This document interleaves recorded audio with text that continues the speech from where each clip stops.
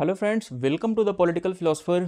Western political thought की series में हम लोग आज फिर से जॉन रॉल्स को कंटिन्यू करेंगे और जॉन रॉल्स के आज के वीडियो में हम देखेंगे रॉल्स का सामाजिक समझौते का सिद्धांत क्या है। सामाजिक समझौते का सिद्धांत,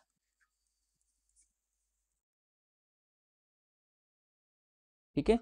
रॉल्स ने जो सामाजिक समझौते का सिद्धांत दिया है उसके अंतर्गत रॉल्स ने विभिन्न और भी अलग अलग अवधारणाएं बताई हैं और अलग अलग सिद्धांत दिए हैं, ठीक है। उन सिद्धांतों के बारे में भी हम एक एक करके डिस्कस करेंगे। आपने इसके पार्ट वन में, रॉल्स के पार्ट वन में आपने देखा कि रॉल्स के कुछ पुस्तकें, रॉल्स के कुछ बेसिक प्रिंसिपल्स और रॉल्स ने जो उपयोगितावादी सिद्धांत का खंडन किया है उनके बारे में आपने पार्ट वन में स्टडी कर लिया था। तो पार्ट टू में आप देखेंगे जो रॉल्स का सामाजिक समझौते का सिद्धांत है, इस सिद्धांत के अंतर्गत रॉल्स ने जो जो भी इसकी अवधारणाएं दी हैं उन अवधारणाओं को आप एक एक करके समझेंगे। जैसे ओरिजिनल पोजीशन क्या होता है, जैसे अज्ञानता का पर्दा क्या है, जैसे कि विवेकशील वार्ताकार कौन है, क्या उनकी विशेषताएं हैं, क्या उनकी खासियत हैं, क्या उनकी कैरेक्टरिस्टिक्स हैं, क्या फीचर्स हैं, है ना। इन सारी चीज़ों के बारे में आज की वीडियो में हम डिस्कस करेंगे। वीडियो थोड़ी सी बड़ी होने वाली है, करीब 1.5 घंटे की वीडियो बन सकती है, तो इस हिसाब से आप लोग पेशेंस बना के रखेंगे और वीडियो को अंत तक देखें, जरूर देखें, ठीक है। चलिए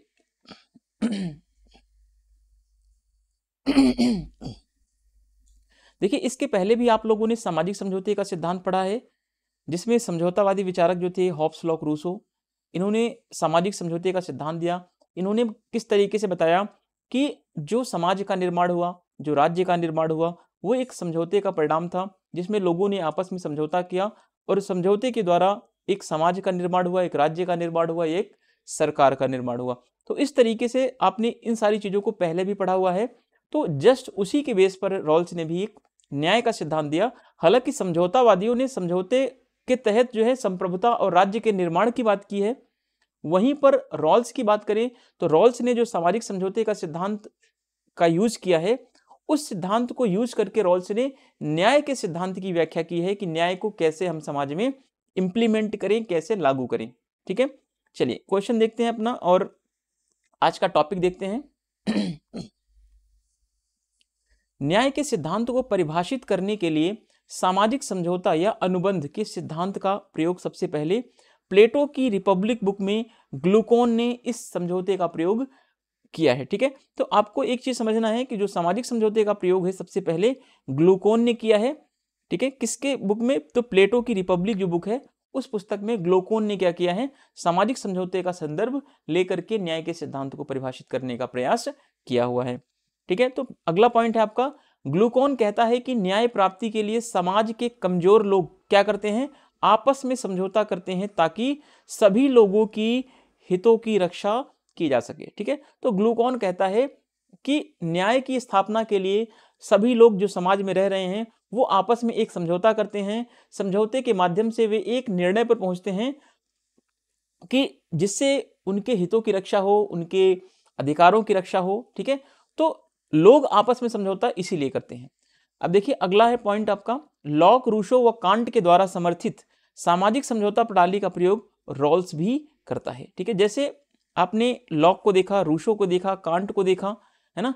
जैसे ये समझौतावादी विचारकों ने समझौते के द्वारा, सामाजिक समझौते का प्रयोग करके जो राज्य के निर्माण की बात की, जो संप्रभुता के निर्माण की बात की, ठीक उसी तरीके से सामाजिक समझौते का प्रयोग करके रॉल्स जो है प्राकृतिक वस्तुओं का या सामाजिक वस्तुओं का, संसाधनों का वितरण समाज में कैसे किया जाए, किस तरीके से किया जाए, या न्याय की स्थापना कैसे की जाए, तो इस संदर्भ में रॉल्स ने जो है सामाजिक समझौते का प्रयोग किया हुआ है। इस चीज को आप विशेष ध्यान रखेंगे क्योंकि एग्जाम में जब क्वेश्चंस बनते हैं तो इसी तरीके से क्वेश्चन बनाए जाते हैं जिससे कि आपको थोड़ा सा टिपिकल लगे, ठीक है।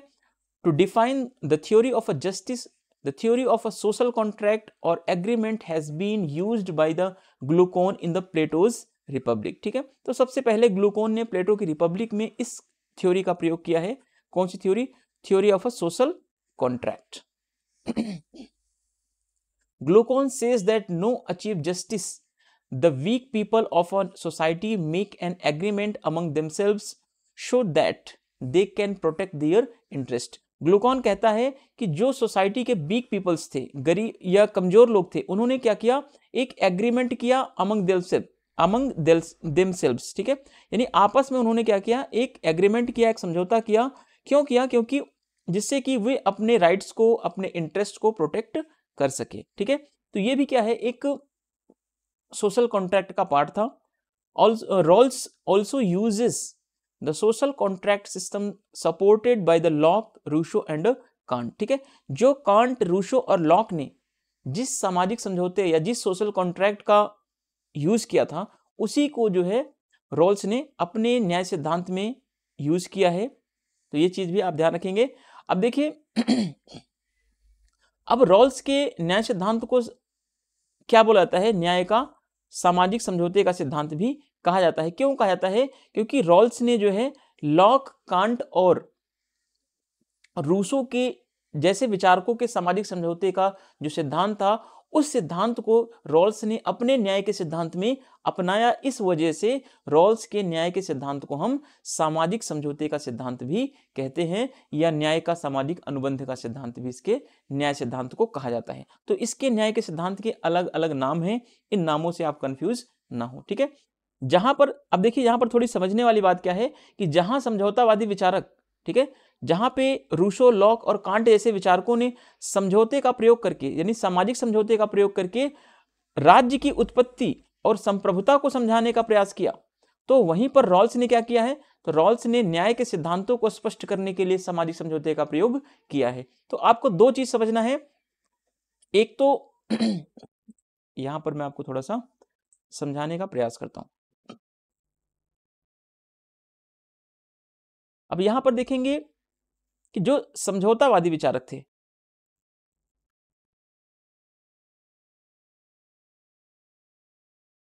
जिनमें लॉक, कांट और रूसो, ठीक है, लॉक, कांट, रूसो ने जो सामाजिक समझौता किया, इस सामाजिक समझौते से इन्होंने किस किस बात की जानकारी दी? तो राज्य की उत्पत्ति के बारे में जानकारी बताई, ठीक है, ओरिजिन ऑफ द स्टेट, राज्य की उत्पत्ति कैसे हुई, इसके बारे में इन्होंने बताया। और कांट, लॉक, रूसो जैसे विचारकों ने बताया कि राज्य की संप्रभुता कैसे आई,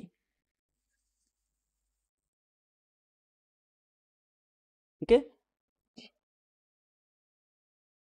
सॉवरेनिटी ऑफ द स्टेट्स की बात इन्होंने की। लेकिन वहीं पर अगर बात करें जॉन रॉल्स की, जॉन रॉल्स की अगर हम बात करें, तो रॉल्स ने भी सामाजिक समझौते का सहारा लिया है, ठीक है। तो रॉल्स ने जो सामाजिक समझौते का सहारा लिया है, तो रॉल्स ने राज्य की उत्पत्ति की बात नहीं की। रॉल्स ने तो ये नहीं बताया कि सामाजिक समझौते से कैसे राज्य की उत्पत्ति हुई, कैसे जो है संप्रभुता की उत्पत्ति हुई, बल्कि रॉल्स ने जो सामाजिक समझौते का सिद्धांत का प्रयोग किया है, उसने इसलिए किया है ताकि वह न्याय की स्थापना का प्रयोग कर सके। न्याय की स्थापना में सहारा लेने के लिए इसने सामाजिक समझौते का प्रयोग किया है।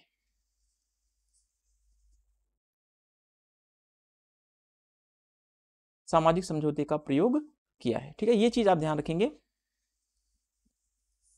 तो थोड़ा सा मतलब आपको अंतर करना आना चाहिए कि जो समझौतावादी विचारक थे, उनके सामाजिक समझौते का संदर्भ क्या था?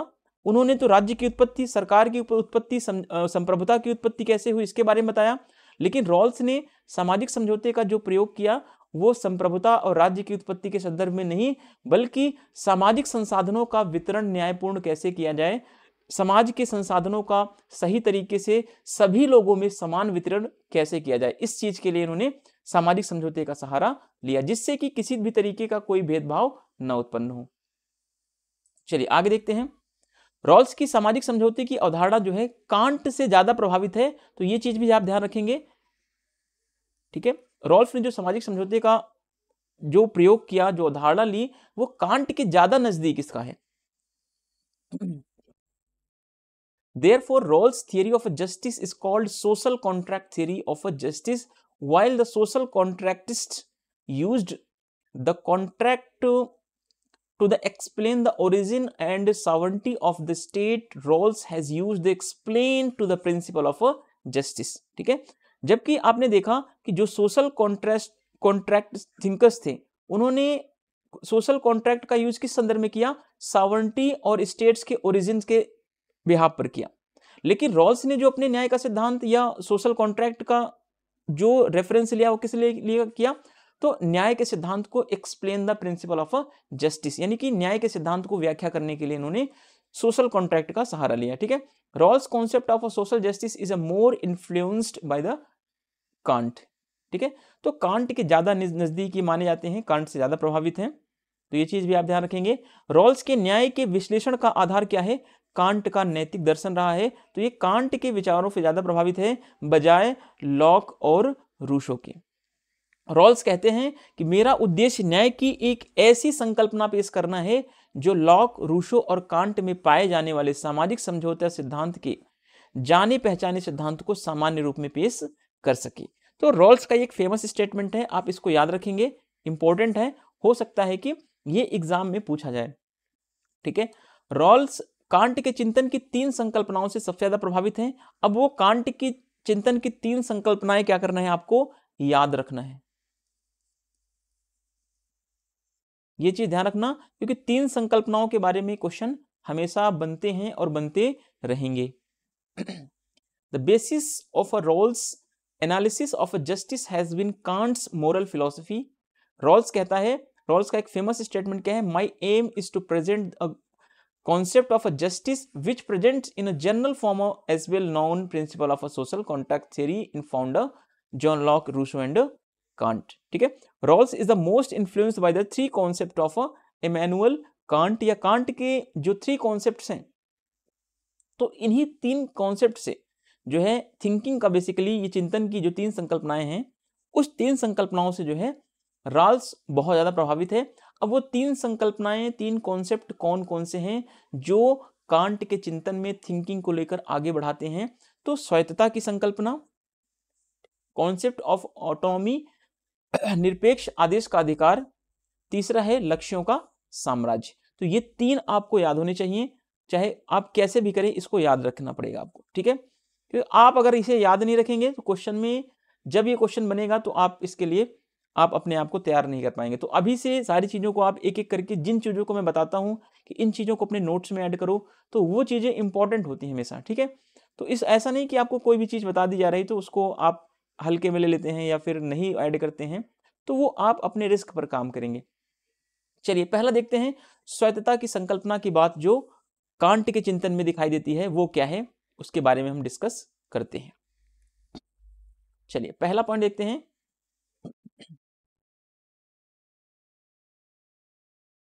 स्वायत्तता की संकल्पना का मतलब है कि प्रत्येक व्यक्ति क्या है, स्वयं में साध्य है, किसी दूसरे का साधन नहीं है। जैसे कि कांट ने कहा कि आत्मन स्वयं में साध्य है, ठीक उसी संदर्भ को रॉल्स ने अपनाया और कहा व्यक्ति स्वयं अपने आप में क्या है, साध्य है, या आत्मन साध्य से पहले है। ठीक है, तो ये चीज आप ध्यान रखना कि जो चीजें कांट ने कही हैं नैतिकता के संदर्भ में, ठीक वही चीजें जो है रॉल्स ने एज इट इज एक्सेप्ट कर लिया है। अतः स्वायत्तता क्या है, व्यक्ति स्वायत्त है, व्यक्ति किसी का गुलाम नहीं है। साधन के रूप में उसे किसी भी व्यक्ति को परतंत्र या गुलाम नहीं बनाया जा सकता। तो ये चीज ध्यान रखना, जो स्वायत्तता की संकल्पना है ये कांट के चिंतन की सर्वाधिक महत्वपूर्ण संकल्पना मानी जाती है।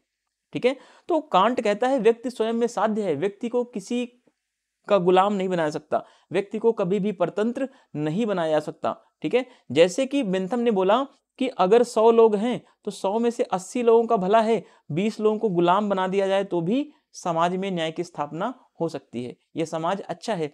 लेकिन कांट और रॉल्फ ऐसे विचारकों ने कहा नहीं, हर एक व्यक्ति, हर एक इंडिविजुअल क्या है, अपने आप में स्वयं में साध्य है, वो किसी का साधन बनने के योग्य नहीं है, वो किसी का साधन नहीं बन सकता। ठीक है, तो इस चीज को आप ध्यान रखना कि रॉल्स का जो चिंतन है, जो कांट का चिंतन है, बेसिकली उसमें अधिकारों के ऊपर सर्वाधिक बल दिया गया है, व्यक्ति की स्वायत्तता पर ज्यादा बल दिया गया है, व्यक्ति के अधिकारों पर ज्यादा बल दिया गया है। ठीक है, व्यक्ति को किसी का गुलाम नहीं बनाया जा सकता, व्यक्ति को साधन के रूप में कभी भी यूज नहीं किया सकता, ये चीज आप ध्यान रखेंगे।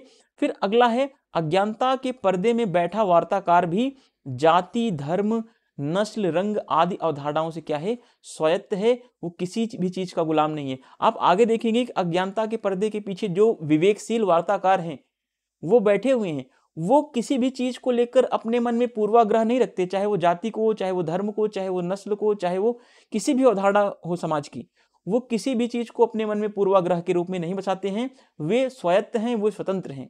ठीक है, उनके ऊपर किसी भी चीज का प्रभाव नहीं है, ना तो जाति का, ना धर्म का, ना ही नस्ल का, ना ही रंग भेदभाव का, ना ही किसी भी चीज का। ठीक है, तो ये चीज आप ध्यान रखना। आगे चल के आपको विवेकशील वार्ताकार के बारे में भी इसी वीडियो में देखने को मिलेगा, अज्ञानता के पर्दे के बारे में भी आप इसी वीडियो में पढ़ेंगे।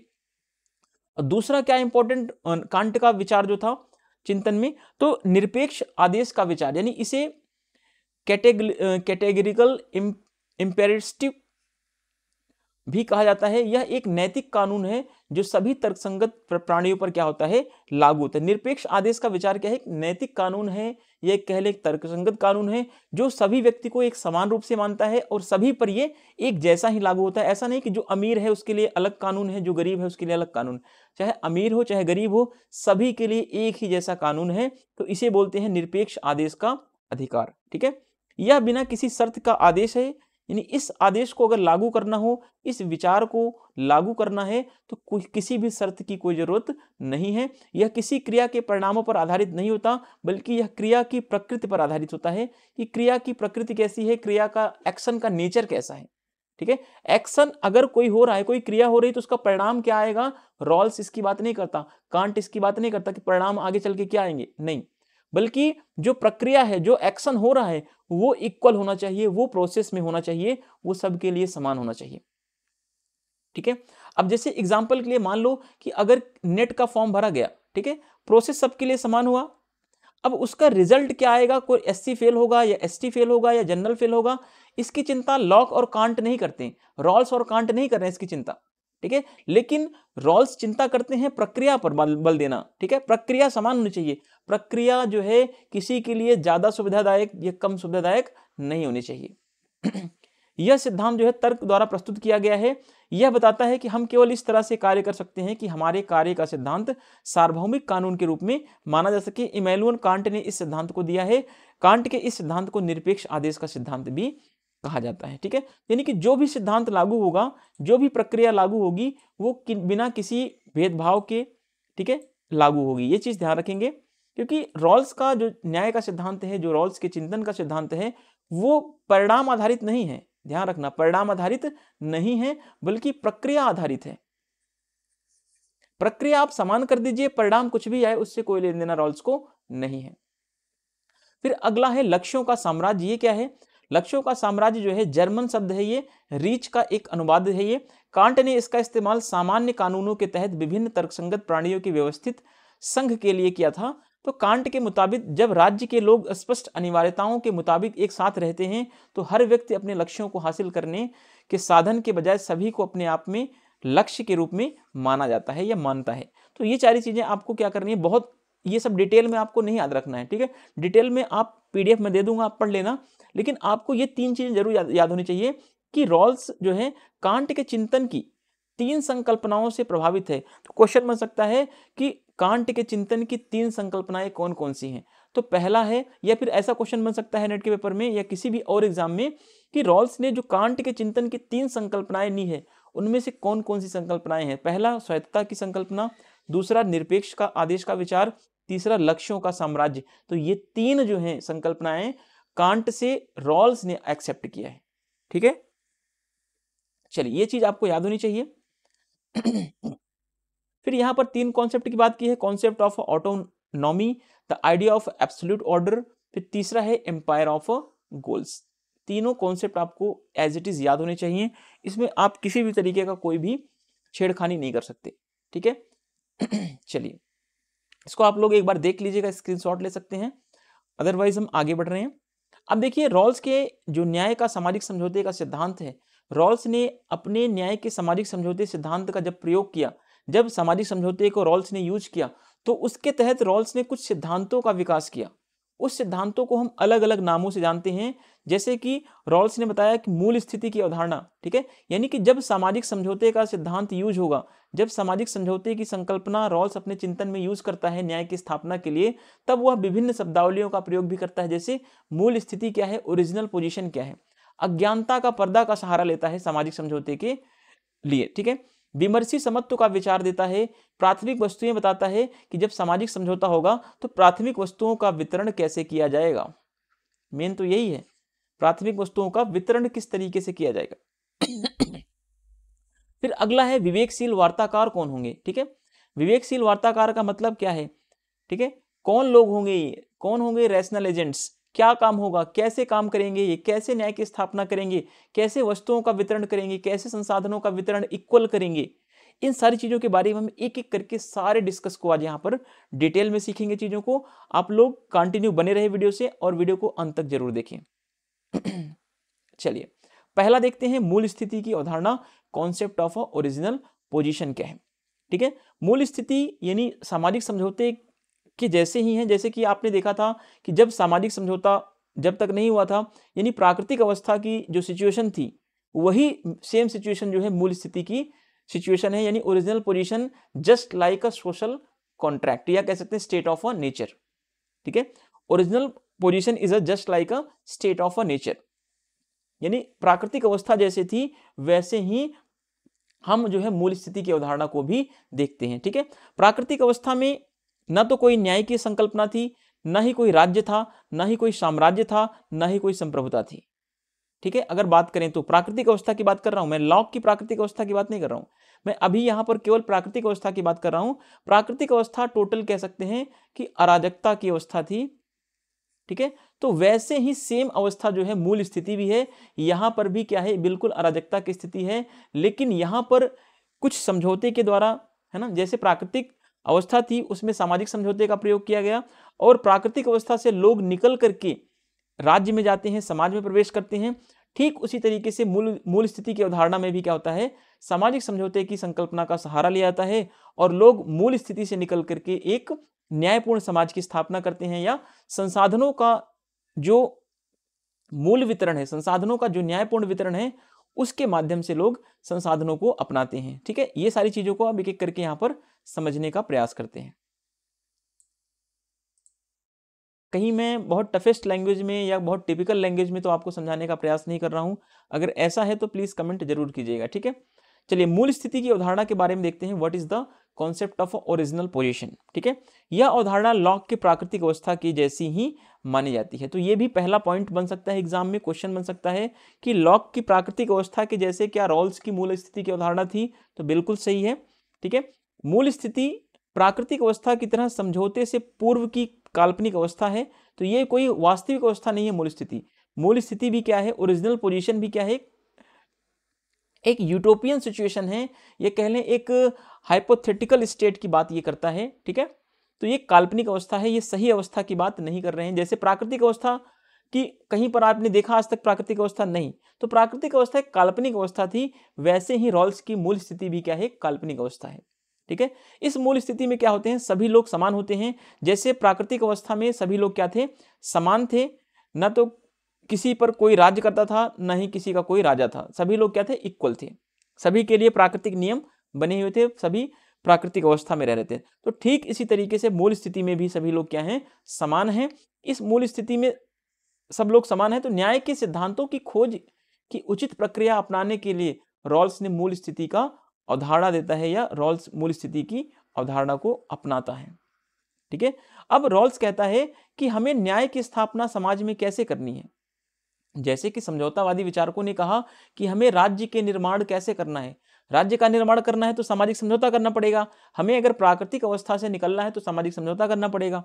तो ठीक इसी तरीके से रॉल्स ने कहा कि हमें न्याय के सिद्धांतों की खोज करनी है, तो हमें क्या करना पड़ेगा, हमें सामाजिक समझौता करना पड़ेगा, हमें उस मूल स्थिति से निकलने के लिए क्या करना पड़ेगा, सामाजिक समझौता करना पड़ेगा।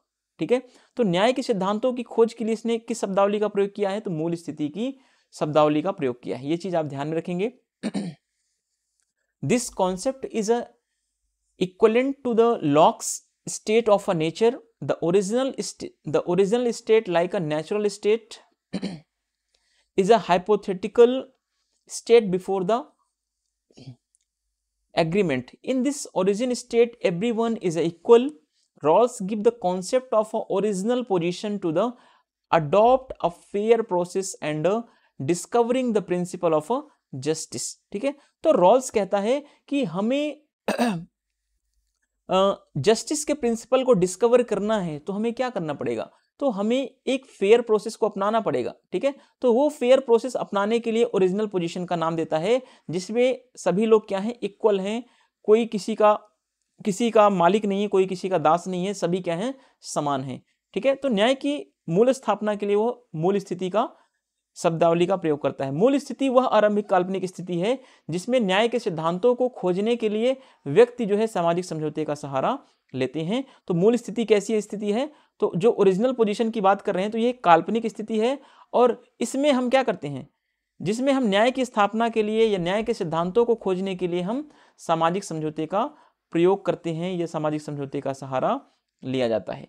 जैसे सामाजिक समझौतावादी विचारकों ने किया था कि प्राकृतिक अवस्था से निकलने के लिए उन्होंने सामाजिक समझौते का सहारा लिया, ठीक उसी तरीके से रॉल्स भी न्याय के सिद्धांतों की स्थापना के लिए मूल स्थिति का सहारा लेता है, और इस मूल स्थिति में क्या है, सभी व्यक्ति समान हैं।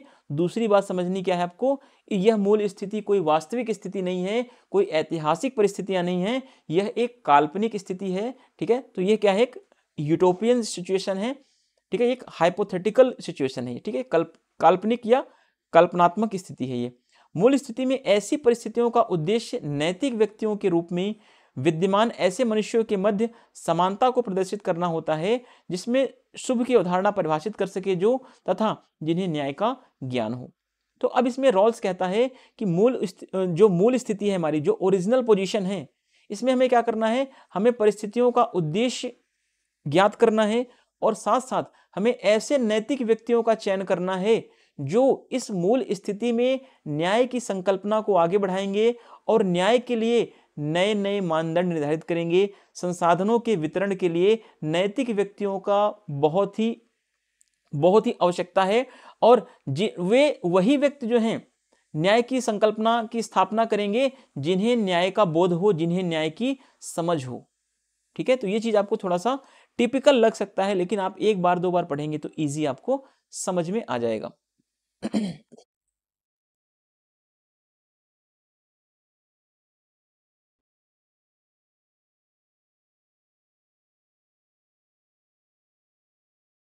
चलिए आगे देखते हैं।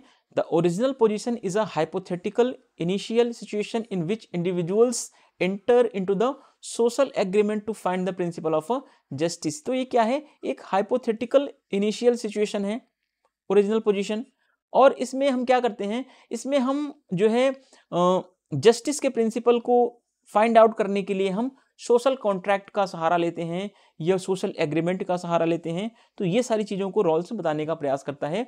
The purpose of a such condition, ऐसी कंडीशंस का उद्देश्य क्या होता है, क्या पर्पज होता है। In the original position is to demonstrate equality among the human beings who exist and a moral individuals who can define a connect concept of a goal and who have a sense of a justice, ठीक है। तो ऐसी situation में हमें एक ऐसे moral व्यक्ति को ढूंढना होता है जो न्याय के सेंस को समझता हो, जो न्याय की स्थापना में ओरिजिनल पोजीशन में अपना योगदान दे सके। आगे देखते हैं, यह ओरिजिनल पोजीशन क्या है, यही मूल स्थिति एक काल्पनिक अवस्था है, ठीक है। फिर ये शब्दावली बार बार आ रही है, यह ऐतिहासिक नहीं, वास्तविक नहीं है, ये चीज आप ध्यान रखना, स्टार बना लीजिए। ओरिजिनल पोजीशन के बारे में मूल स्थिति, जैसे आपने देखा था कि सामाजिक समझौते में जो प्राकृतिक अवस्था थी, कोई वास्तविक नहीं थी, कोई ऐतिहासिक अवस्था नहीं थी कि इतिहास में ऐसी प्राकृतिक अवस्था की घटना हुई है, तो ऐसी कोई सिचुएशन नहीं थी। तो वैसे ही मूल स्थिति भी क्या है, काल्पनिक है, कोई रियल नहीं है, फेक है, ठीक है। यह न्याय की अवधारणा व सिद्धांतों के निर्माण के लिए क्या है, आवश्यक है। यानी कि मूल स्थिति क्या है, न्याय की अवधारणा और न्याय के सिद्धांतों के निर्माण के लिए बहुत जरूरी है, ठीक है। जैसे सामाजिक समझौतावादियों ने राज्य के निर्माण और संप्रभुता के निर्माण के लिए बताया कि जो प्राकृतिक अवस्था है, अगर प्राकृतिक अवस्था नहीं होता तो राज्य और समाज या संप्रभुता का निर्माण बहुत ही मुश्किल तरीके से हो पाता। तो वैसे ही रॉल्स कहता है कि अगर हमें न्याय की अवधारणा और न्याय के सिद्धांतों का निर्माण करना है तो हमें उस मूल स्थिति का सहारा लेना पड़ेगा, जिस मूल स्थिति को सामाजिक समझौतावादियों ने क्या बोला था, प्राकृतिक अवस्था के नाम से संबोधित किया था, ठीक है। मूल स्थिति में सभी समझौता कर्ता जो हैं, यानी विवेकशील वार्ताकार जो हैं, ये समान स्थिति में हैं, यानी कोई ऊपर कोई नीचे नहीं है, मूल स्थिति में सभी की सिचुएशन क्या है, इक्वल है। वे अपनी इच्छा से, अपनी सहमति से ही, अपनी स्वयं की इच्छा से ही क्या करते हैं, समझौता करते हैं या अनुबंध करते हैं, किसी का दबाव उनके ऊपर नहीं होता है। ये चीज भी आप ध्यान रखेंगे, क्योंकि आप एक एक चीजों की बारीकियों पर जब तक ध्यान नहीं रखेंगे तब तक क्वेश्चन को आप गलती करते रहेंगे। तो एक एक चीजों को आपको अच्छे तरीके से ध्यान रखना है, और जो चीजें समझ में ना आए प्लीज उनको कमेंट बॉक्स में कमेंट जरूर कीजिएगा कि क्या चीजें आपको समझ में नहीं आई, और वीडियो अच्छी लग रही हो तो भी आप कमेंट जरूर कीजिएगा। This original position is an imaginary situation, not a historical और रियल। ठीक है, तो ये एक इमेजिनरी सिचुएशन है, फेक सिचुएशन है, कोई हिस्टोरिकल सिचुएशन नहीं है, कोई रियल नहीं है ये। ठीक है, तो ये क्या है, टोटली फेक है। It is necessary for a certain creation of a concept and the principle of a justice. तो ये ओरिजिनल पोजीशन जो है बहुत ही जरूरी है, किस लिए, प्रिंसिपल ऑफ जस्टिस को एस्टैब्लिशमेंट करने के लिए हम रॉल्स ने जो है ओरिजिनल ऑफ पोजीशन का सहारा लिया है।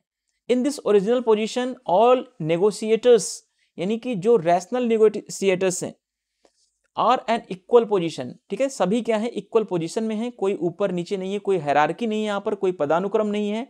ठीक है, they enter into the contracts with their own free will and consent. तो जो कॉन्ट्रैक्ट्स होता है, इसमें जो समझौता होता है, सभी लोग जो हैं आपस में अपनी इच्छा से करते हैं, अपनी विल से करते हैं, अपने कंसेंट से करते हैं, किसी का कोई दबाव इसमें नहीं होता है। ये चीज आप ध्यान रखेंगे। और इस ओरिजिनल पोजीशन में, इस कह लें कि प्रारंभिक स्थिति में, इसमें कोई भी अपने व्यक्तिगत लाभ के लिए सिद्धांत नहीं बना सकता, इसलिए न्याय का सिद्धांत उचित समझौते का परिणाम माना जाता है। ठीक है, रॉल्स का न्याय का सिद्धांत जो है उचित समझौते का परिणाम क्यों है? एक तो यही क्वेश्चन बन सकता है कि रॉल्स के न्याय का सिद्धांत जो है, रॉल्स का जो न्याय का सिद्धांत है, उचित समझौते का परिणाम क्यों है? उचित समझौते का परिणाम रॉल्स का न्याय सिद्धांत का इसलिए है क्योंकि इसमें कोई भी व्यक्ति जो है अपने व्यक्तिगत लाभ से या अपने स्वार्थ के आधार पर कोई नियम, कोई कानून नहीं बना सकता। जो भी नियम बनेगा वो पूरे समाज के लिए बनेगा, और जो नियम बना रहा है, जो विवेकशील वार्ताकार है, उसको ये नहीं पता है कि कौन सी बातें समाज में संघर्ष पैदा करेंगी, कौन सी बातों से समाज में बुराइयां उत्पन्न होंगी, कौन समाज में अपना है, कौन समाज में पराया है, समाज में किस चीज के संसाधन को वितरण अगर किस तरीके से किया जाएगा, किसको कितना मिलेगा, कितना नहीं मिलेगा, इस चीज से भी क्या है, वे बेखबर हैं, उनको इस चीज की जानकारी नहीं है। ये चीज भी आप ध्यान रखेंगे। ठीक है, तो रॉल्स के न्याय सिद्धांत में क्या है, उचित समझौते का सिद्धांत का सहारा लिया गया है, या उचित समझौते का ये परिणाम है, तार्किक परिणाम है, इसमें किसी तरीके का कोई पक्षपात नहीं किया गया है। इसमें न्याय के जो सिद्धांत निर्धारित होंगे, ठीक है, वे उचित होंगे क्योंकि इस समझौते में सही व उचित प्रक्रिया का पालन किया गया है। ठीक है, तो ओरिजिनल पोजीशन जो है या रॉल्स का जो न्याय का सिद्धांत है, ठीक है, तो जो सिद्धांत निर्धारित होंगे वे कैसे होंगे, वे तार्किक होंगे, वे सही होंगे, उचित होंगे, सही प्रक्रिया को फॉलो किया जाएगा, इसमें कोई भी पक्षपात नहीं होगा। पक्षपात होगा नहीं तो प्रक्रिया क्या होगी, प्रक्रिया अपने आप सही होगी। जब पक्षपात होगा तो प्रक्रिया क्या होगी, दोषपूर्ण होगी। ठीक है, in this no one can make principle for this personal benefit, therefore the principle of a justice is the result of a fair contract. The principle of a justice determined in this will be fair because the correct and fair process has been followed in this agreement. ठीक है, क्योंकि इसमें correct and process, fair process को follow किया गया है, इसीलिए क्या है, ये बिल्कुल सही है, बिल्कुल फेयर है, बिल्कुल एक तरीके से कह सकते हैं कि ये बिल्कुल प्योर है। ठीक है, इसीलिए रॉल्स का न्याय का सिद्धांत जो है उचितता के रूप में भी कहलाता है, जस्टिस एज अ फेयरनेस भी हम इसको कहते हैं। ठीक है, रॉल्स के न्याय सिद्धांत को जस्टिस एज फेयरनेस क्यों कहा जाता है, क्योंकि रॉल्स ने बताया कि जो न्याय के सिद्धांत की स्थापना होगी, जो न्याय की स्थापना होगी, उसमें किसी भी प्रकार का कोई पक्षपात नहीं होगा, कोई भेदभाव नहीं होगा। ठीक है, उसमें निष्पक्ष तरीके से समझौता किया जाएगा। जो वार्ताकार होंगे, जो सामाजिक समझौते के पीछे या अज्ञानता के पर्दे के पीछे जो वार्ताकार बैठेंगे, उनको समाज की स्थिति के बारे में, समाज की समाज के बारे में ये नहीं पता होगा कि समाज में कौन कौन सी बातें ऐसी होंगी जो समाज में संघर्ष को पैदा करेंगी। तो जब वे समाज की बहुत सारी चीजों से अनभिज्ञ होंगे तो वो निष्पक्ष होकर कानून बनाएंगे, ठीक है, न्याय की स्थापना करेंगे। अगर आपको पता हो कि इस घर में मेरा भाई है, ठीक है, और इस घर में मेरा भाई नहीं है, तो आप किस घर पे अटैक करोगे? जिस घर में नहीं होगा आपका भाई उसी घर पे अटैक करोगे, सीधी सी बात है ना। अगर आपको पता ही नहीं है कि इसमें मेरा भाई है या इसमें मेरा भाई है, तो आप किसी पर भी अटैक नहीं करोगे। क्यों? क्योंकि आपको पता है कि अगर मैंने किसी पे अटैक किया तो गलती से क्या पता कि किस घर में मेरा भाई हो और उसकी डेथ हो जाए या कुछ भी हो जाए उसको, है ना। तो आप जो है, जब आपको चीजें पता ही नहीं होगी समाज में कौन मेरा भाई है, कौन नहीं है, कौन माँ है, कौन बाप है, तो आप जो है निष्पक्ष होकर के सभी के लिए न्याय की व्यवस्था, ये संसाधनों का वितरण करेंगे, ठीक है।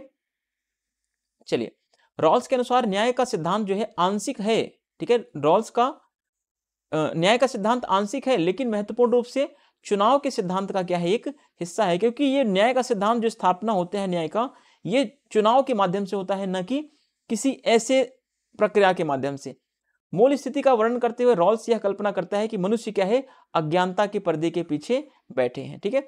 तो मूल स्थिति का जब मूल स्थिति के बारे में रॉल्स बताता है, तो रॉल्स कहता है एक तरफ अज्ञानता का पर्दा है, एक तरफ यहां पे लोग बैठे हुए हैं, एक तरफ यहां पे विवेकशील वार्ताकार हैं, कुछ बुद्धिमान व्यक्ति हैं जिनको न्याय की संकल्पना के बारे में ज्ञान है।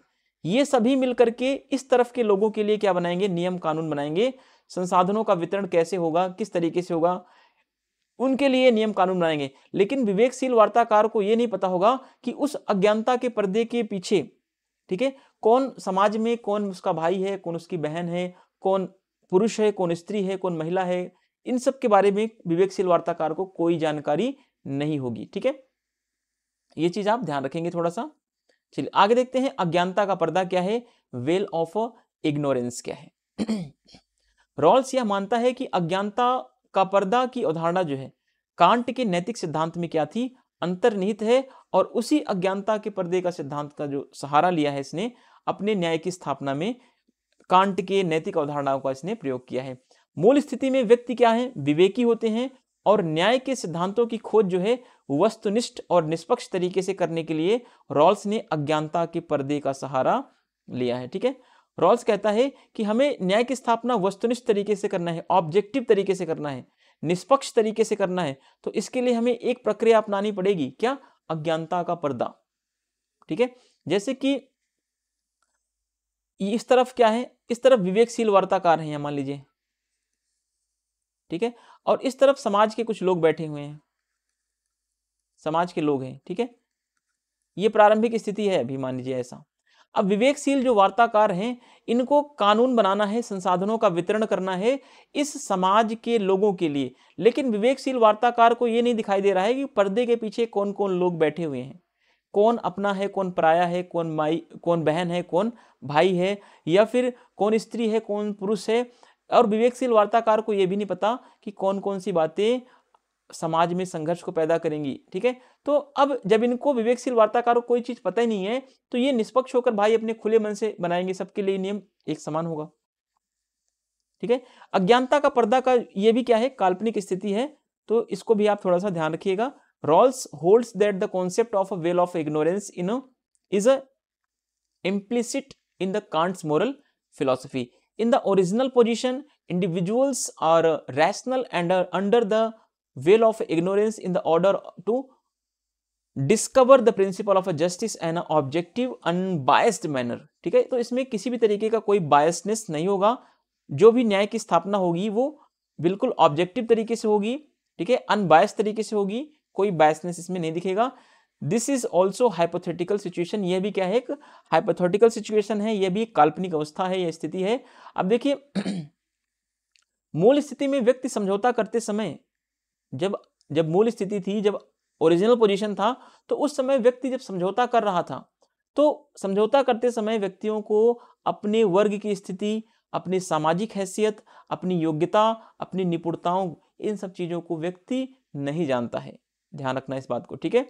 जब मूल स्थिति में व्यक्ति समझौता कर रहे थे, सामाजिक समझौता कर रहे थे, तब व्यक्तियों को अपने वर्ग की स्थिति, वो किस वर्ग से आते हैं, उनकी समाज में क्या हैसियत है, उनकी क्या योग्यताएं हैं, उनके अंदर कौन कौन सी क्वालिटीज हैं, इन सारी चीजों को कोई भी व्यक्ति मूल स्थिति में नहीं जानता है।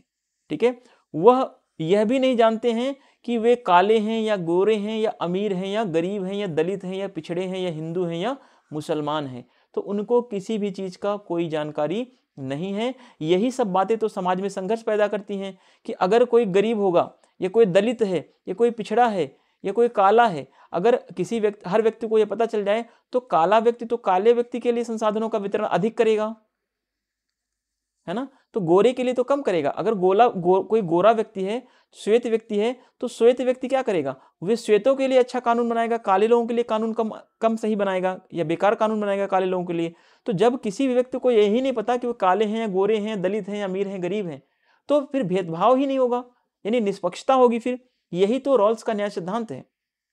ठीक है, तो यही बातें जो समाज में संघर्ष पैदा करती हैं और उनके बारे में उसे ज्ञान ही नहीं होगा, तो समाज में क्या होगा, जब व्यक्ति को यही नहीं पता कि समाज में कौन सी बातें संघर्ष को पैदा करेंगी, कौन सी बातें लड़ाई, किस बात से लड़ाई हो जाती है, किस बात से लड़ाई नहीं होगी, तो जब लोगों को यही नहीं पता तो लोग जो है निष्पक्ष होकर कोई भी कानून, कोई भी प्रक्रिया, कोई भी समझौता करेंगे, तो उसमें पक्षपात का कोई सवाल ही नहीं उठता, है ना। तो ये चीजें आपको ध्यान रखना है। आप ये सारी चीजें एक दो बार पढ़ेंगे तो बेहतर तरीके से आप और समझ पाएंगे।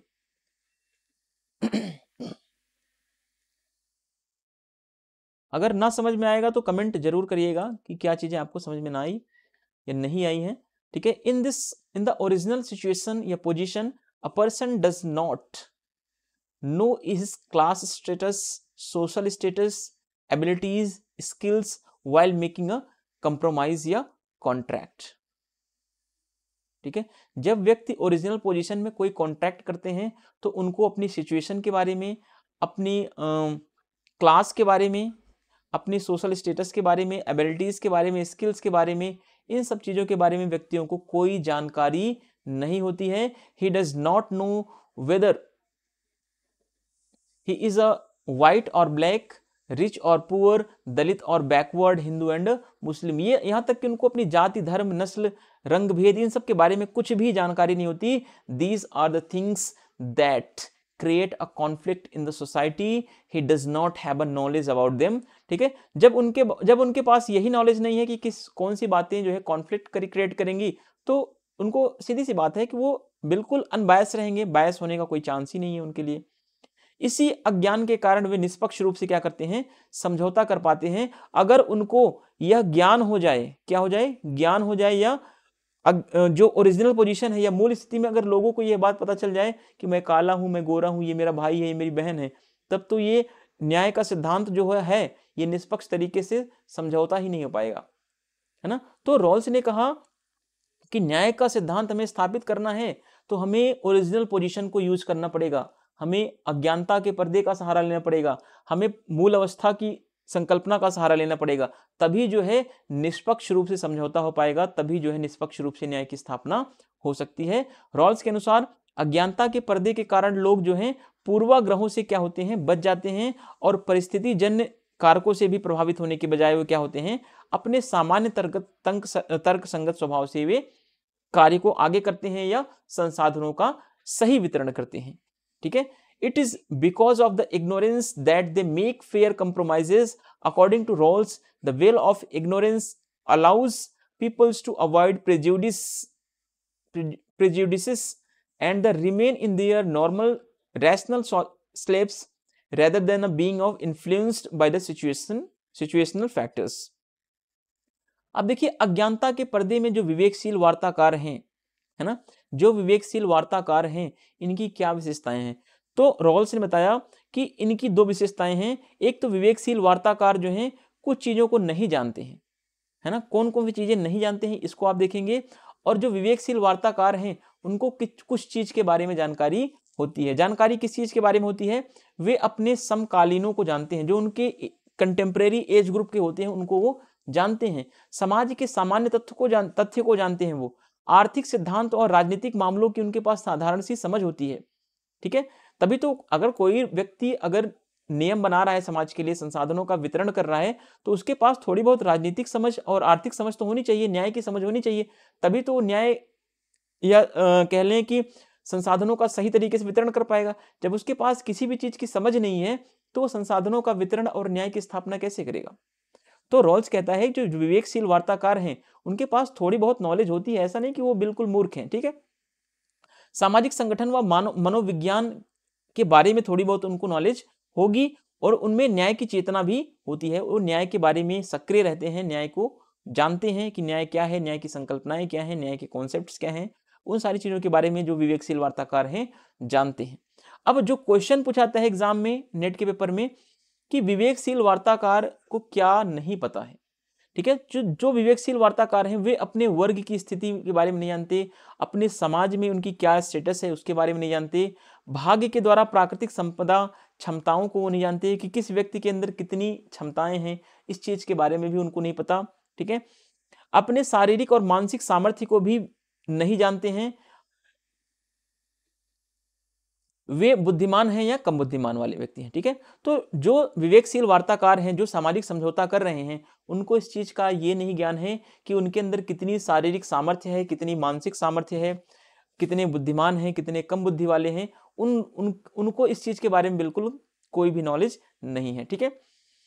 इतिहास, जाति, राष्ट्रीयता, लिंग, धर्म आदि इन सब की जानकारी उनको बिल्कुल भी नहीं होती है। शुभ के बारे में कोई नहीं जानते कि कौन सी चीजें अच्छी हैं, कौन सी चीजें बुरी हैं, इनके बारे में भी उनको नहीं पता होती है। विशिष्ट मनोवैज्ञानिक प्रवृत्तियों को भी नहीं जानते हैं, जो आशा या निराशा पैदा करती हैं, उसके बारे में भी इनको नहीं पता है। लेकिन मानव मनोविज्ञान की साधारण बातें ये जानते हैं, लेकिन यहाँ पर विशेष बातों को नहीं जानते, ये बात ध्यान रखना। यहाँ पर विशिष्ट मनोवैज्ञानिक प्रवृत्ति है, यहाँ पर सामाजिक संगठन व मानव मनोविज्ञान की साधारण बातें जानते हैं, ठीक है। तो वे समाज में अपने आर्थिक राजनीतिक स्वरूप को भी नहीं जानते, ठीक है, लेकिन अपने सामाजिक आर्थिक स्वरूप को नहीं जानते, लेकिन उनको समाज के आर्थिक और राजनीतिक मामलों की थोड़ी बहुत समझ जरूर होती है, लेकिन वे अपने बारे में नहीं जानते कि उनका समाज में क्या स्टेटस है, उनका क्या आर्थिक या इकोनॉमिक स्टेटस है समाज में, इसके बारे में वे नहीं जानते। लेकिन समाज के बारे में क्या आर्थिक है, क्या राजनीतिक है, थोड़ी बहुत समझ इनके पास साधारण समझ होती है, ठीक है। न ही वे सभ्यता व संस्कृति के स्तर को जानते हैं कि हम किस सभ्यता से आते हैं, कितने हम संस्कृत हैं, कितने हमारे पास ज्ञान है, कितना हमारा कल्चर अच्छा है, ठीक है। वे भी इस बात को भी नहीं जानते कि वे किस पीढ़ी से हैं, किस जनरेशन है, उनका जनरेशन फर्स्ट है कि अल्फा बीटा गामा है, जिंजा है, क्या है, मिलेनियन है, किससे हैं, वो इसके बारे में नहीं जानते, ठीक है। अपनी मनोवैज्ञानिक प्रवृत्तियों को भी ये नहीं जानते, लेकिन उनके अंदर न्याय की चेतना होती है, ठीक है। तो वही चीजें आपको एज इट इज इंग्लिश में दे रखा है कि rational agent do not know, ठीक है। रैशनल एजेंट्स जानते हैं किस किस बात को, ठीक है। They know their contemporaries, they know the general fact of a society. तो सोसाइटी के जो जनरल फैक्ट्स होते हैं, जो सामान्य बातें हैं, उनको पता है इनको। They have a general understanding of economic principle and political matters. तो इनको पॉलिटिकल मैटर्स और इकोनॉमिक प्रिंसिपल्स के बारे में बहुत ही नॉर्मल सी या कह लें जनरल इंफॉर्मेशन इनके पास होती है, जनरल अंडरस्टैंडिंग इनके पास होती है। They know the basic things about the social organization and the human psychology. तो ये ह्यूमन साइकोलॉजी के बारे में भी बेसिक चीजों को जानते हैं, स्पेशल चीजों को नहीं जानते, ये चीज ध्यान रखना। ये ह्यूमन साइकोलॉजी के बारे में बेसिक चीजों को जानते हैं। They also have a sense of justice, but इनके पास जो है सेंस ऑफ जस्टिस या सेंस ऑफ न्याय का सिद्धांत या कह लें कि जो सेंस ऑफ जस्टिस है, ठीक है, न्याय की समझ की जो अवधारणा होती है उसके बारे में इनको पता होता है, ठीक है। अब ये जानते किस बात को नहीं है, तो क्लास और अपने स्टेटस के बारे में नहीं जानते, ये नेचुरल वेल्थ के बारे में नहीं जानती है, अपनी एबिलिटीज के बारे में नहीं जानते, ठीक है। ये अपने फिजिकल और मेंटल स्ट्रेंथ के बारे में नहीं जानते, और इनको ये भी नहीं पता कि ये कितने इंटेलिजेंट हैं या लेस इंटेलिजेंट हैं, ठीक है। और ये अपने हिस्ट्री के बारे में नहीं जानते, अपनी कास्ट के बारे में, नेशनलिटी, सेक्स एंड रिलीजन, इन सब के बारे में रैशनल एजेंट्स को बिल्कुल भी नहीं पता होता। They have no concept of a good. इनको ये भी नहीं पता होता कि समाज में कौन सी बातें, सोसाइटी में कौन सी बातें अच्छी हैं, कौन सी बातें बुरी हैं, ठीक है। They don't know the specific psychological tendencies which create hope and despairs, ठीक है। तो इनको स्पेशल साइकोलॉजिकल नॉलेज नहीं होता, लेकिन इनको जनरल साइकोलॉजिकल नॉलेज होता है, ठीक है। ये चीज आप ध्यान रखना। They don't know economic and political nature of the society. और आगे है not they know the level of a civilization and culture, how civilized and culture we are. ठीक है, तो ये किस कल्चर से हैं, किस सिविलाइजेशन से हैं, इनको ये भी चीज़ नहीं पता है कि इनके सिविलाइजेशन का स्तर क्या है, क्या लेवल है। They don't know to which the generation they belong, और इनको ये भी नहीं पता होता कि ये किस जनरेशन से बिलोंग करते हैं, तो ये चीज़ भी इनको नहीं पता है। और दे don't no there specific psychological tendencies, तो इनको अपने साइकोलॉजिकल जो इनकी टेंडेंसीज हैं, स्पेसिफिक साइकोलॉजिकल टेंडेंसीज जो हैं इनकी, इसके बारे में भी इनको नहीं पता है। तो अब देखते हैं विवेकशील वार्ताकार के बारे में, ये सब क्या है, ये सारी शब्दावलियां हैं। रॉल्फ ने जब सामाजिक समझौते का निर्माण किया, सामाजिक समझौते के माध्यम से जब न्याय की स्थापना की प्रक्रिया को अपनाया, तब इन सारी शब्दावलियों को रॉल्स ने अपने चिंतन में प्रयोग किया है। तो अब देखते हैं कि क्या क्या चीजें और रह गई हैं आज की क्लास में। हमें विवेकशील वार्ताकार पढ़ना है हमें, और विमर्शी समत्व के बारे में पढ़ना है, फिर प्राथमिक वस्तुओं के बारे में पढ़ना है। जो इंपॉर्टेंट है, ये सारी तीनों चारों जितने भी हैं, आज का क्लास बहुत ज़्यादा इंपॉर्टेंट है, तो इस क्लास को आप जरूर अच्छे से पढ़ेंगे और डिटेल में सारी चीज़ों को आप यहाँ पर पढ़ने वाले हैं। ठीक है, विवेकशील वार्ताकार, रैशनल एजेंट्स कौन है। ठीक है, रॉल्स ने मूल स्थिति में जिन मनुष्यों की कल्पना की थी वही क्या है, विवेकशील वार्ताकार हैं, जो न्याय के सिद्धांतों का पता लगाने के लिए आपसी सहमति से क्या करते हैं, सामाजिक समझौता करते हैं या समझौता करने का प्रयास करते हैं। ये वार्ताकार विवेकशील व स्वार्थ परायण तो होते हैं, लेकिन ईर्ष्यालु नहीं होते हैं। ठीक है, तो जो मनुष्य, जो विवेकशील वार्ताकार हैं, ये स्वार्थी तो हैं लेकिन ईर्ष्यालु नहीं है, अहमवादी नहीं है।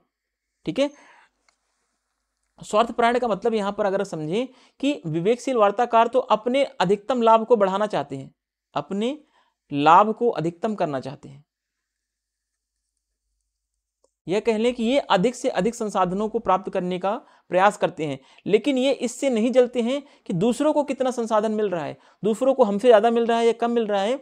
हम कोशिश यही कर रहे हैं कि हमें बहुत ज़्यादा मिल जाए। ठीक है, तो हर व्यक्ति जो विवेकशील वार्ताकार है वो चाह रहा है कि ज़्यादा से ज़्यादा वस्तु उसे मिले, लेकिन वो वार्ताकार जो है दूसरे व्यक्ति के बारे में नहीं सोच रहा है कि उसे ज़्यादा मिले या कम मिले, इसके बारे में उसको कोई चिंता नहीं है। वो दूसरे को देख करके अगर किसी को ज़्यादा मिल गया, किसी को कम मिल गया, तो उसके बारे में वह ईर्ष्या नहीं रखता है।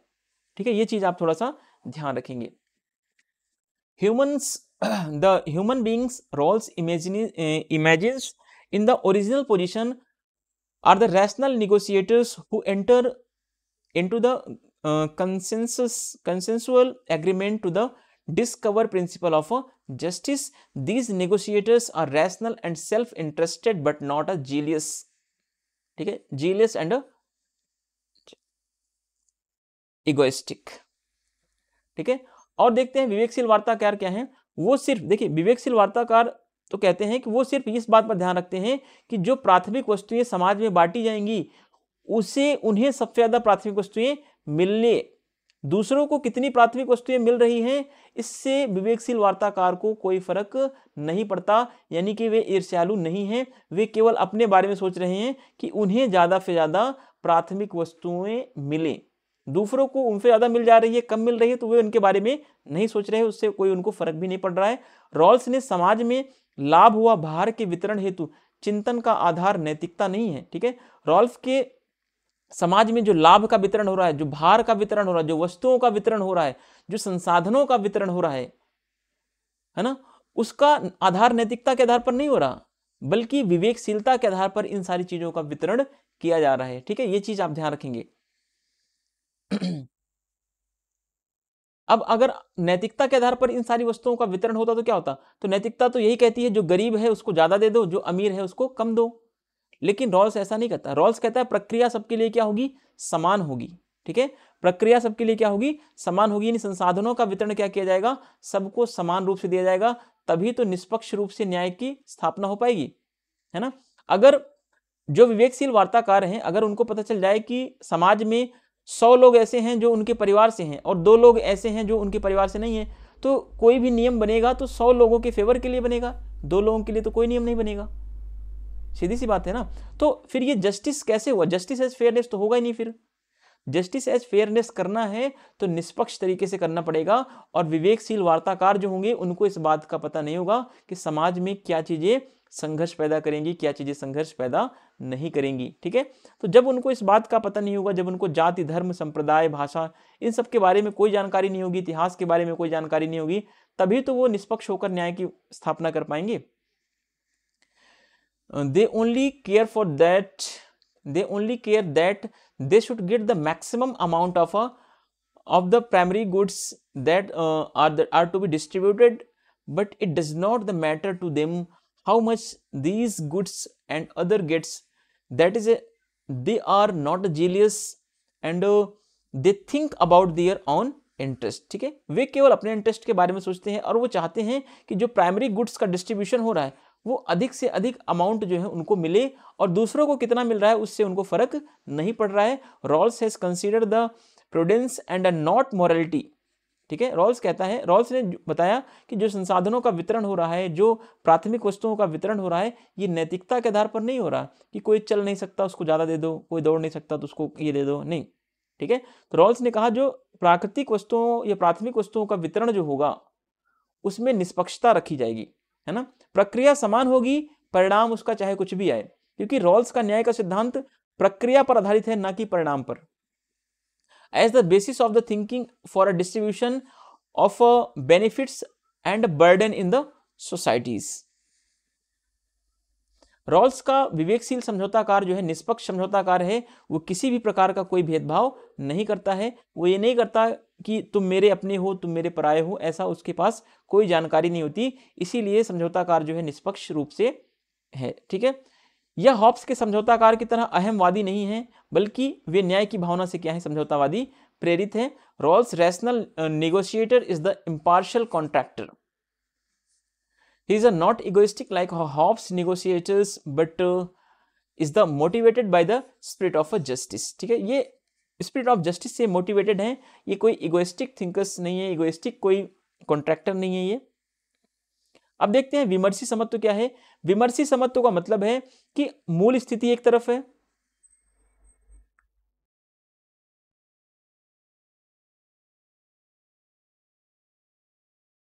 और एक तरफ न्याय है। ठीक है, एक तरफ क्या है, ओरिजिनल पोजीशन है, दूसरी तरफ जस्टिस है। तो ओरिजिनल पोजीशन और जस्टिस में जो संबंध स्थापित करेगा विचार विमर्श के द्वारा, किसके द्वारा, विचार विमर्श के द्वारा, वही क्या कहलाएगा, विमर्शी समत्व या रिफ्लेक्टिव इक्विलिब्रियम कहलाएगा। यानी मूल स्थिति और न्याय के बीच क्या होगा, संतुलन की बात करने का काम कौन करेगा, रिफ्लेक्टिव इक्विलिब्रियम करेगा। ठीक है, चलिए आगे देखते हैं। हो सकता है कि आपको चीजें कम समझ में आए, क्योंकि आपने, हो सकता है ये भी हो सकता है कि आपने कभी ना पढ़ा हो इसको, या आपने पढ़ा हो तो किस संदर्भ में पढ़ा हो, किस तरीके से पढ़ा हो, वो आपका अलग मैटर है ना। बट कोशिश करेंगे तो चीजें बिल्कुल आसान होंगी, कोई इतना जो है रॉकेट साइंस नहीं है। अब देखिए विमर्शी समत्व क्या है कि रॉल्स के अनुसार मूल स्थिति व न्याय के सिद्धांत स्थिर और स्थायी नहीं होते। ये मूल स्थिति और न्याय के सिद्धांत हमेशा क्या होते हैं, बदलते रहते हैं। ठीक है,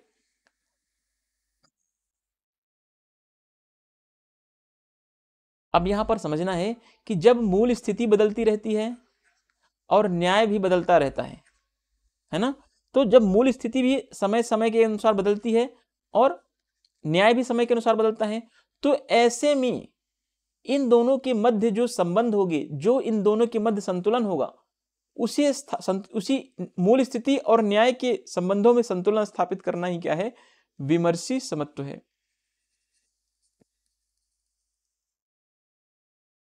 क्योंकि मूल स्थिति भी बदलेगी और न्याय की संकल्पना भी समय के अनुसार बदलती रहेगी।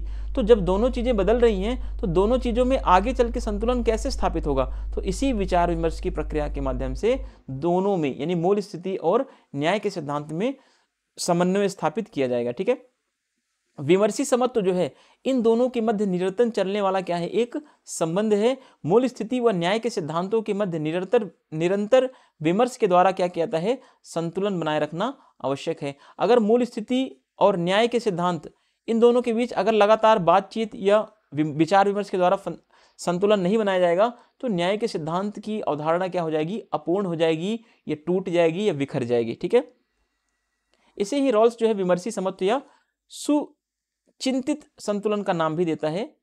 ये चीज आप थोड़ा सा ध्यान रखेंगे।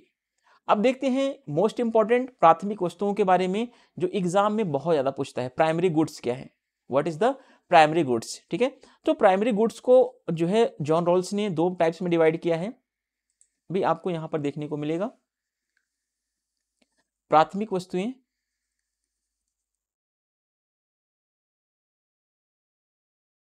या कह लें इनको प्राइमरी गुड्स। ठीक है, तो प्राइमरी गुड्स को रॉल्स ने दो टाइप्स में डिवाइड किया है। एक तो बोला कि प्राकृतिक प्राथमिक वस्तु होगी, प्राकृतिक प्राथमिक वस्तु।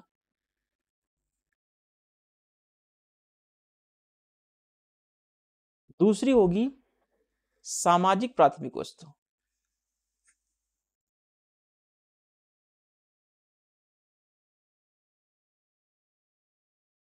Social primary goods and natural primary goods. ठीक है, तो प्राकृतिक प्राथमिक वस्तुओं में कौन कौन सी चीजें आएंगी और सामाजिक प्राथमिक वस्तुओं में कौन कौन सी चीजें आएंगी। तो प्राकृतिक जो हमें प्रकृति ने दिया है, जैसे बुद्धि, बुद्धि हमें समाज ने थोड़ी दिया है। स्वास्थ्य, जीवन,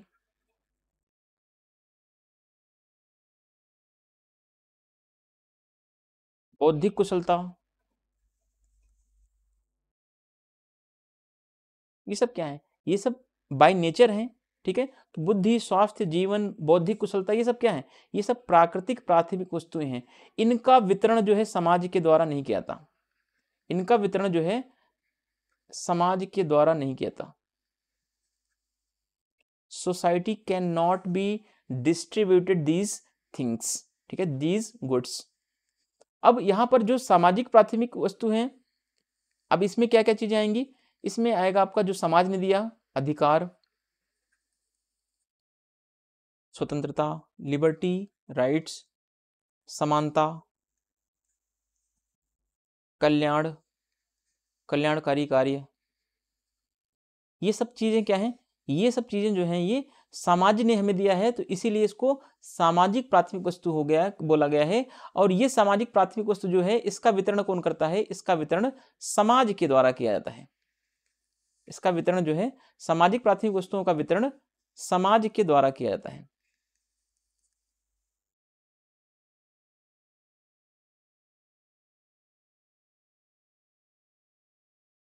ठीक है, तो ये चीजें आप थोड़ा सा समझेंगे, और एग्जाम में यहां से क्वेश्चन बहुत बार बने हैं और हमेशा ये रिलेवेंट टॉपिक रहेगा और बनता रहेगा। ठीक है, चलिए, रॉल्स के अनुसार न्याय की समस्या मूलतः कैसी है, मूलतः प्राथमिक वस्तुओं के वितरण की समस्या है, कि प्राथमिक वस्तुओं का वितरण जब सही तरीके से नहीं होता है समाज में, तभी न्याय की समस्या उत्पन्न होती है। ठीक है, अगर प्राथमिक वस्तुओं का वितरण अगर सही तरीके से समाज में हो जाए, यानी काले गोरे अमीर गरीब सभी को अगर संसाधनों का वितरण सही तरीके से मिल जाए, तो समाज में संघर्ष ही नहीं होगा, समाज में क्लेश ही नहीं होगा, समाज में अराजकता ही नहीं आएगी। इसका मतलब है समाज में न्याय की स्थापना अपने आप हो जाएगी। ठीक है, तो रॉल्स के सामने मेन समस्या क्या है, कि प्राथमिक वस्तुओं का सही तरीके से वितरण कैसे किया जाए।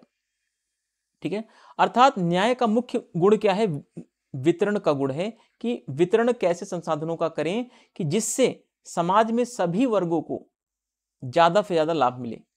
इस प्रकार समाज में वस्तुओं व सेवाओं का वितरण ही क्या है, वितरण ही न्याय की मुख्य समस्या है। कि न्याय की मुख्य समस्या, रॉल्स कहता है कि सामाजिक वस्तुओं का या प्राकृतिक वस्तुओं का वितरण हम किस तरीके से करें जिससे कि हीनतम स्थिति में रहने वाले लोगों को भी अधिकतम लाभ मिले। ठीक है, हीनतम स्थिति में रहने वाले लोगों को अधिकतम लाभ मिल सके। रॉल्स ने इन सेवाओं वस्तुओं को प्राथमिक वस्तुओं का नाम दिया है। चलिए, according to Rawls the problem of a justice is basically the problem of a distribution of a primary goods. ठीक है, that is the main quality of a justice is the quality of a distribution. This the distribution of a goods and services in the society is the main problem of a justice. तो यही क्या है, सबसे main problem है justice की, कि goods और services को कैसे डिस्ट्रीब्यूशन किया जाए, ये कैसे जस्टिफाइड तरीके से डिस्ट्रीब्यूट किया जाए। Rawls calls these services and goods primary goods. ठीक है, अब देखते हैं यहां पर रॉल्स के अनुसार प्राथमिक वस्तु कितने प्रकार की होती हैं। तो सबसे पहली चीज आपको ध्यान रखना है, ये मोस्ट इंपॉर्टेंट है, इंपॉर्टेंट टॉपिक है, इसलिए आपको बिल्कुल ध्यान से समझना है कि रॉल्स के अनुसार प्राथमिक वस्तुएं कितने प्रकार की होती हैं। तो 2 प्रकार की। पहली कौन सी है? प्राकृतिक प्राथमिक वस्तुएं। दूसरी है सामाजिक प्राथमिक वस्तुएं। ठीक है, प्राकृतिक प्राथमिक वस्तु वह है जिसमें स्वास्थ्य, बुद्धिमत्ता, ताकत, कल्पनाशीलता, प्रतिभा जैसी वस्तुएं आती हैं। इनको हम कहते हैं, अगर आपके अंदर कोई नेचुरल प्रतिभा है, प्राकृतिक प्रतिभा है आपके अंदर, कोई नेचुरल आपके अंदर एबिलिटी है, ठीक है, तो जैसे कि आइंस्टीन थे, उनके अंदर कुछ नेचुरल प्रतिभाएं थी, तो ये क्या है? ये सब प्रकृति प्रदत्त हैं, ये प्राकृतिक प्राथमिक वस्तु कही जाती हैं। ठीक है, जो समाज ने हमें नहीं दिया है, जो हमें प्रकृति से मिला हुआ है, इसीलिए इसको बोलते हैं प्राकृतिक प्राथमिक वस्तु। इसका वितरण जो है सीधे तौर पर सामाजिक संस्थाओं के द्वारा नहीं होता है, ये चीज ध्यान रखना। प्राकृतिक प्राथमिक वस्तुओं का वितरण सामाजिक संस्थाओं के द्वारा नहीं किया जाता है। चलिए अब देखते हैं सामाजिक प्राथमिक वस्तु क्या क्या है। तो सामाजिक प्राथमिक वस्तु यानी वे वस्तुएं जो समाज के द्वारा वितरित की जाती हैं या डिस्ट्रीब्यूट की जाती हैं। इसमें अधिकार और स्वतंत्रता आती है, ठीक है, आय और संपदा आती है, शक्ति और अवसर की समानता, आत्मसम्मान और कल्याण। ये सब क्या है? ये सब ऐसी सामाजिक वस्तुएं हैं जिनका वितरण, ठीक है, ऐसी सामाजिक प्राथमिक वस्तु हैं जिनका वितरण समाज करता है। कौन करता है? समाज करता है। ठीक है, और इसमें थोड़ा सा और समझना आप कि इन वस्तुओं का वितरण सीधे तौर पर सामाजिक संस्थाओं के द्वारा किया जाता है। ठीक है, अब देखिए यहाँ पर अधिकार, आय, शक्तियां, आत्मकल्याण, आत्मसम्मान, कल्याण, इन सब चीजों का जो वितरण कर रहा है, जो संस्था जो है इन सामाजिक संस्थाओं के द्वारा इन सामाजिक वस्तुओं का जो वितरण किया जाता है, इन्हीं को बुनियादी संरचना भी कहा जाता है। बुनियादी संरचना भी कहा जाता है। मैं समझ सकता हूं कि अभी भी आपका ये डाउट क्लियर नहीं है कि बुनियादी संरचना किसको बोल रहे हैं आप। ठीक है, अभी मैं आपको 1 मिनट समझा देता हूं, 1 सेकंड।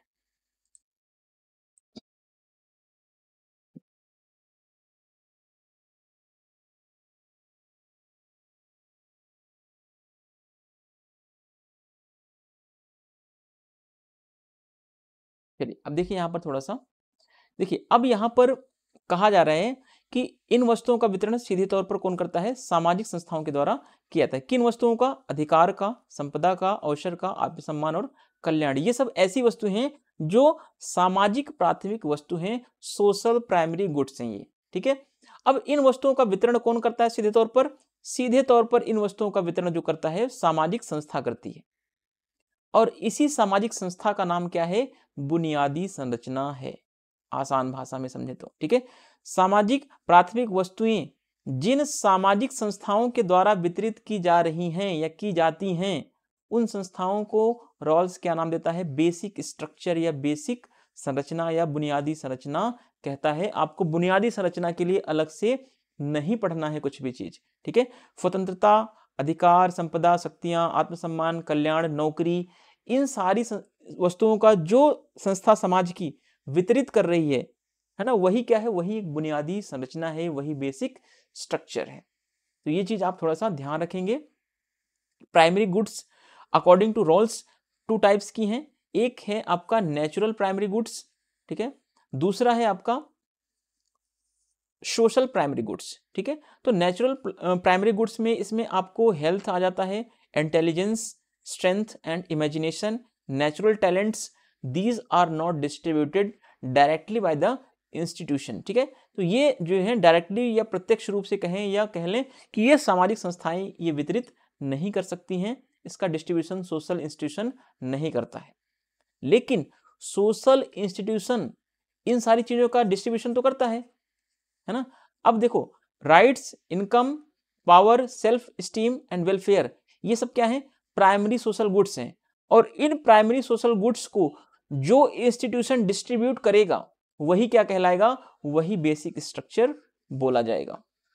ठीक है, Rawls calls the institution through the which social primary goods are distributed as a basic structure. तो इस तरीके से बेसिक स्ट्रक्चर भी आपको क्लियर हुआ होगा। तो आज के लिए बस इतना ही, और मिलेंगे हम नेक्स्ट वीडियो में। और चीजें इतनी क्लियर हुई होंगी तो अगले पार्ट में मैं आपको एक बार रिमाइंड करा दूं हमें क्या क्या पढ़ना है। तो रॉल्स की न्याय सिद्धांत के बारे में देखना है, रॉल्स की न्याय सिद्धांत की क्या विशेषताएं हैं, रॉल्स की न्याय सिद्धांत की प्रक्रिया कैसे फॉलो होती है, ठीक है, कितने चरण हैं, ठीक है, शब्दकोशी व्यवस्था क्या है, लेक्सिकल ऑर्डर क्या होता है, ठीक है, ये चीजें देखेंगे। और रॉल्स ने जो अपने न्याय के सिद्धांत के लिए किन किन नियमों का सहारा लिया है, पहले स्वतंत्रता का सहारा लेता है, फिर समानता की बात करता है, ठीक है, फिर उसके बाद सकारात्मक भेदभाव का सिद्धांत अपनाता है कि कैसे कैसे समाज में न्याय की स्थापना होगी, उनके बारे में देखेंगे। फिर इनकी बुक्स जो इंपॉर्टेंट है, थियरी ऑफ जस्टिस जो 1971 में लिखी गई, उस पुस्तक के बारे में हम कुछ एनालिसिस करेंगे। उस पुस्तक के बारे में क्या क्या स्टेटमेंट्स हैं, क्या क्या चीज़ें कही गई हैं, किस किस ने क्या क्या बोला है, उसके रिगार्डिंग हम चीज़ों को डिस्कस करेंगे। और जो चीज़ें रह जाएंगी कोटेशंस वगैरह, उनको हम लास्ट में डिस्कस कर लेंगे। हो सकता है कि 2 पार्ट बन जाए या फिर अगले ही पार्ट में हम सारी चीज़ों को डिस्कस करने का प्रयास करेंगे। तो आज की वीडियो काफ़ी लंबी हुई है, तो आप लोग पूरा सहयोग करेंगे कि कोशिश करें कि वीडियो एंड तक देखें, लास्ट तक देखें, और अपना रिफ्लेक्शन जो है, आपका जो फीडबैक है, उसको ज़रूर आप इनपुट दीजिए, जिससे कि मुझे भी लगे कि हाँ, अगर पढ़ाने में कहीं कमी रह गई हो या समझाने में कहीं कमी रह गई हो, तो उसके बारे में आप ज़रूर कमेंट कीजिएगा। क्या पॉइंट्स, क्या कौन से एस्पेक्ट्स आपको समझ में नहीं आए, कौन से ऐसे पहलू रहे हैं जो आज के संदर्भ में, आज के चैप्टर में जो आपको नहीं समझ में आया है, वो चीज़ भी आप मेंशन जरूर करें। मिलते हैं नेक्स्ट वीडियो में, तब तक के लिए वीडियो पसंद आए तो लाइक, सब्सक्राइब और शेयर जरूर कीजिएगा। Thank you, thanks for watching.